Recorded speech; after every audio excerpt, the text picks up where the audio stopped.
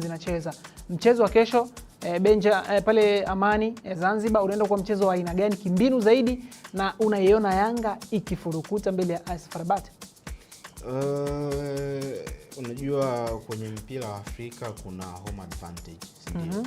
Kwa hiyo kwenye mchezo wa kesho possibly unampatia Yanga nafasi kubwa ya kuweza kupata matokeo, kwa sababu yupo nyumbani, yupo kwenye uwanja wa nyumbani, ana hiyo advantage ya kuweza kupata matokeo kwenye mchezo wa kesho. Lakini sio mchezo ambao utakuwa ni mchezo rahisi, kwa sababu timu za mataifa ya Kiarabu tunazifahamu, namna ambavyo zinacheza, yani wako makini ugenini mpaka nyumbani. Yes, namna ambavyo wanakuja kuapproach michezo tunawafahamu. Unajua muda mwingi hata kama ndio timu inakuwa na uwezo mkubwa, ndio, lakini wao huwa wanacheza kimalengo zaidi, kwa maana ya akiona mpinzani wake pia ana uhatari, basi zimekuwa ni timu ambazo ziko tayari kuzuia kwa muda mrefu zaidi na kushambulia kwa counter attack.